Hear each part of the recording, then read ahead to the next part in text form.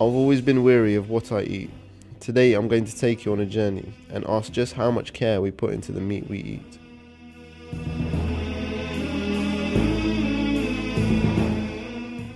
We've come down to Willowbrook Farm to meet quite an interesting character, Brother Lutfi. Some may say he's taken the whole halal meat thing too far, but he was so disenchanted with what the system was that he's actually set up his own farm. I mean, obviously it's a lifestyle change and he wanted to move into the country, but he was so concerned with the state of halal meat that he's actually gone as far as to start rearing his own animals and slaughtering and selling produce. As a budding environmentalist, Lutfi has taken this natural way of living to right into his home. He's actually started building, 2 years back, he started building his own house.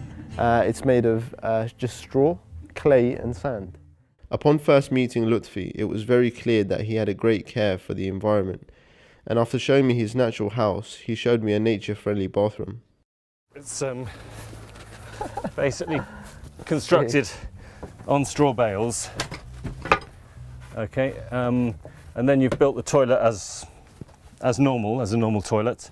What you do when you want to use it is you'd lift the lid and just put the lid down. So you'd use it as a normal toilet, and then you can wash and whatever.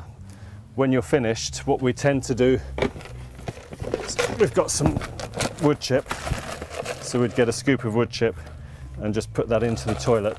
That helps to sort of neutralise any smell, and as you can see, there's no smell. Yeah. And it's really effective in terms of its... Well, it's completely natural. You're recycling. I mean, otherwise you've got to remember everything that we're producing is going into the system somewhere. Ultimately that's going back into the rivers, it's going back into various places where it's not being treated. It's full of a lot of chemicals and whatever. You are responsible for everything you do in this life. Yeah. The modern world doesn't like to make us feel responsible. You know, it's very easy to sort of ignore the impact of what you do. The concept of khilafah means responsibility or stewardship. That's right. Whereas Christianity always actually emphasised this term dominion over nature.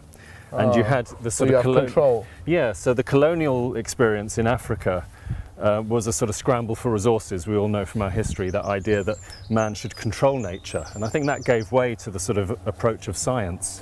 Islam has always had that alternative view, which was the one of stewardship. You have a responsibility. That's basically. right, yeah. Lutfi has a great knowledge of geography and a care for nature because of Islam. We got down to discussing his produce and the concerns he has with the halal meat industry. This is the last stage of the table birds, which are the eating birds. We rear them for about 14-15 weeks. Okay. Start off as small chicks and then they move on to the next stage and the next stage. And they, as you can see, they're able to sort of range within the grass and the woodland. They'll eat a lot of their food outside naturally, sort of foraging, basically a natural existence. So they can roam throughout? Yeah, I mean they have about 2 acres of land here, 2 acres of woodland. They'll go far and wide, sitting under the trees, relaxing, eating the various insects and grasses and just basically having a natural diet. They'll live for 14-15 weeks. If you compare them to the run-of-the-mill halal that you can get in the high street, that's a different type of bird. That's reared indoors. It's an inbred type of bird that actually doesn't want to go outdoors. It's inbred to be very docile, to not be inquisitive, to not play around and run around. Is that because it's fed something? Or? No, it's inbreeding. Basically, there's a lot of inbreeding, genetic inbreeding over years. They have sort of inbred the characteristics of docility, of obesity. So it's a very fast maturing animal. In addition, then, it's kept inside this house with about 50,000 birds in there. It's kept very close to its food, so it'll just have no choice. Water, food, water, food. It doesn't have anything else. To roam, yeah.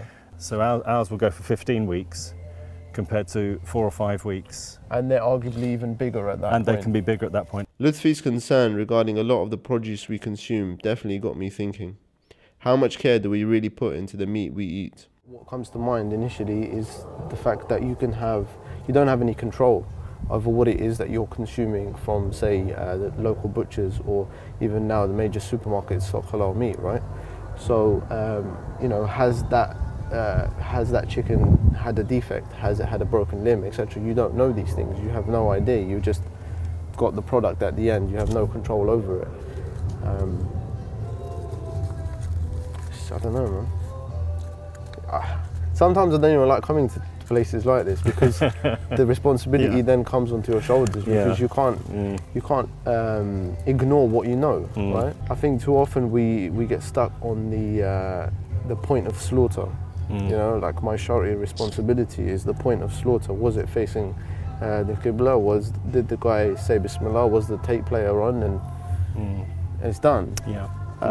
Whereas the actual responsibility arguably goes a long way before that. But then how feasible is it really? I mean, if you look at the population of Muslims, for example, forget across the world, you just look at the UK, how is it that they're able to consume something to the point that they can tick every box? How practical is it really? We've got used to paying very little for our food. I think we have to also, again, it's a question of respect and realising that good food will cost. Back in London, Lutfi's words definitely stayed in my mind. How certain are we that the meat we consume is halal? So we live in London. Obviously there's been an influx of Muslims for the past couple of decades. You've got Muslims from all over the world that have come to settle here. And of course that means that everyone wants to eat halal meat. It's a massive market now.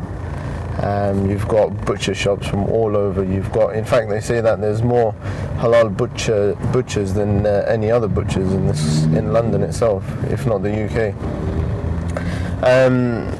Likewise, the amount of slaughterhouses and fast food joints and restaurants that are all serving halal meat, they run into their thousands. The thing is that when you have such demand and you have so many people that want to eat and you've got to cater to that demand, and it just doesn't add up because the supply, what is feasible, what can be supplied from these slaughterhouses doesn't add up to the demand, what it is that we want to eat. Which means that along the line, along the chain, there's potentially a lot of haram meat in the system. The Sharia is quite clear in that it says if the person is a Muslim and he says that it's halal meat and you have no reason to doubt him, then you can eat what it is that he's selling. And I suppose most of us take that at face value. If someone says that their meat is halal, we eat. We go to a restaurant who says it's halal, there is a certificate there, we eat.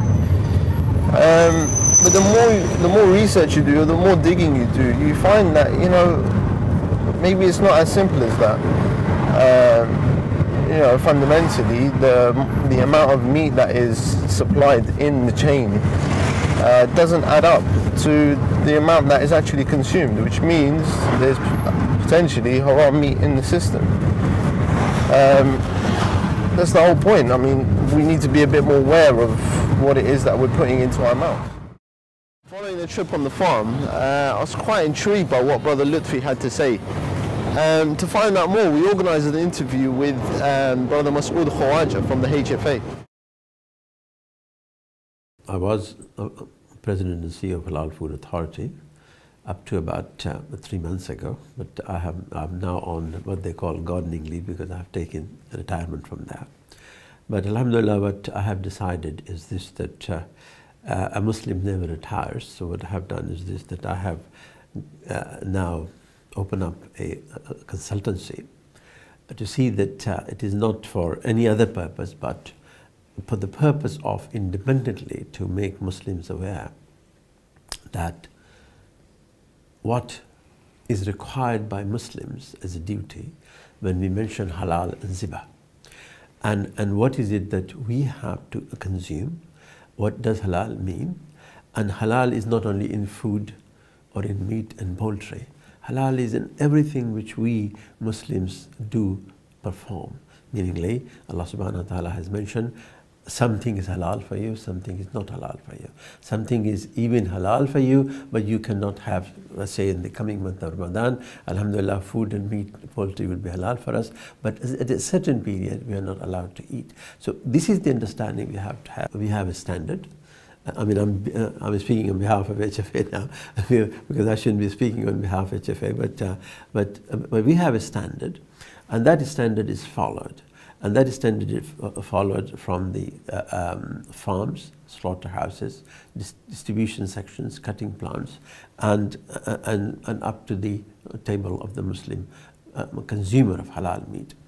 So it means there is a traceability in there, and the emphasis on that is this, that we should follow not only the Islamic regulations on this, the Quran and Sunnah for slaughtering, but we should follow the European regulation of hygiene, of food safety, of environmental health, because these are the important point as well. Although these are encapsulated in halal procedures, but this is how we had interpreted, and this is what the interpretation is. And once all that is done, then the Halal Food Authority's stamp would be put on it, and the next representative Halal Food Authority, when you invite them, that's what he would say. And also now we have other Muslim organizations as well, those who are authenticating and accrediting, and I'm sure, alhamdulillah, they're doing similar procedures, because procedure under Quran and Sunnah can be one only to reach the same focal point. Yes, some of them would not believe or would not prompt in the procedures these science and technology, but in Halal Food Authority, in our standard, we always said that the Quranic sciences have to be applied. If a person is selling